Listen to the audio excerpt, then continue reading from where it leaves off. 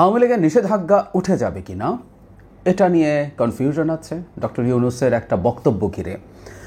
আমি সকালে যে ভিডিওটা করেছি সেখানে বলেছি আসলে তিনি এটাও বলেছেন খুব অলমোস্ট স্পষ্টভাবেই যে এইবার নির্বাচনে অন্তত আওয়ামী লীগ আসতে পারছে না, এই রকম একটা আলাপ আছে।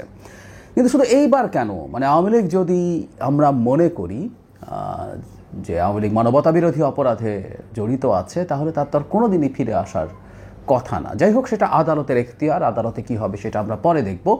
কিন্তু আমরা এই নির্বাচনে বাই এনি চান্স যদি আওয়ামী লীগ ফিরে আসে, কার লাভ কার ক্ষতি সেটা একটু হিসেব করি, তাতে আমরা বুঝতে পারবো যে আওয়ামী লীগ যদি ফিরে আসার পরিস্থিতি তৈরি হয় তাহলে কি দাঁড়াবে।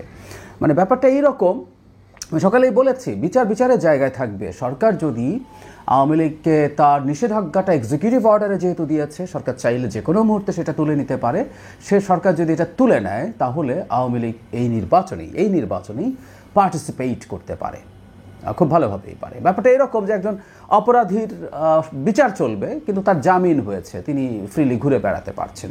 সো আওয়ামী লীগ এখন তার কর্মকাণ্ড নিষিদ্ধ করাকে আমরা তুলনা করতে পারি যে আওয়ামী লীগ কারাগারে আছে, এটা তুলে নিলেই পারবে। আমি আবারও বলি, এটার সাথে আওয়ামী লীগ নিষিদ্ধ হওয়া উচিত কি অনুচিত, নৈতিকতা ইত্যাদি ইত্যাদি এই আলাপ সরিয়ে রেখে পিওর পলিটিক্যাল একটা ক্যালকুলেশন আমরা একটু করে দেখি।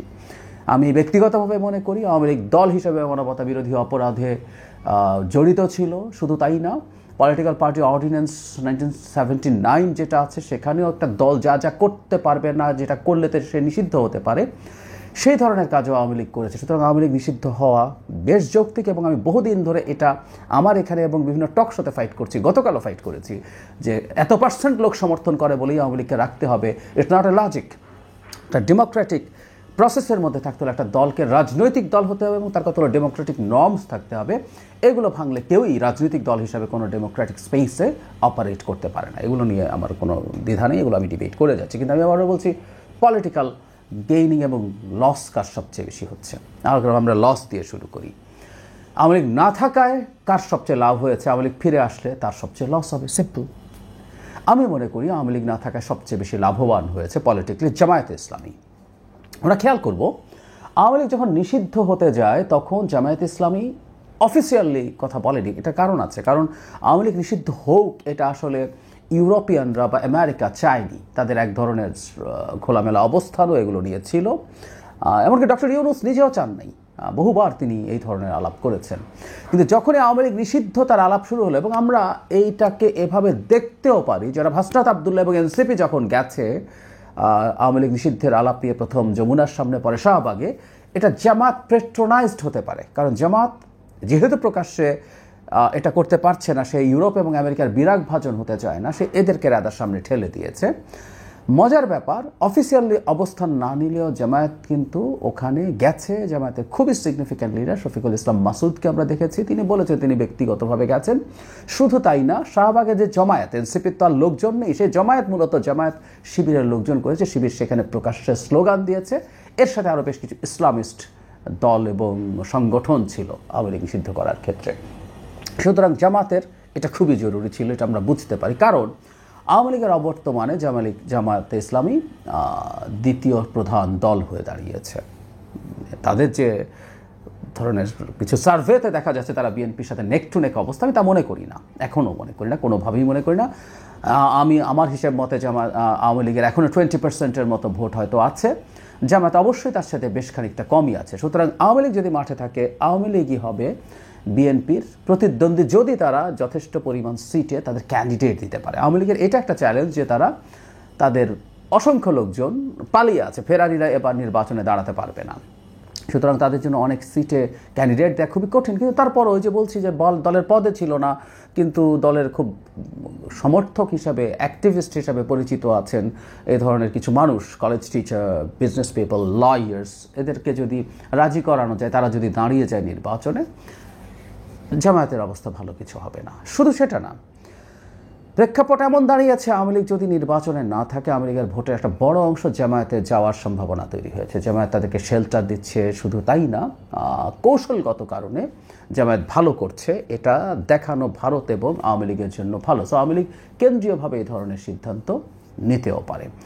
সুতরাং জামায়াতের যদি বেনিফিট হয় এই মুহূর্তে আওয়ামী লীগ না থাকায় কার ক্ষতি হচ্ছে? খুব সোজা সাপটা কথা, বিএনপির ক্ষতি হচ্ছে, কোনো সন্দেহ নেই। কারণ মাঠে আওয়ামী লীগ যদি থাকে জামায়াত এতটা প্রমিনেন্ট হয়ে উঠতো না।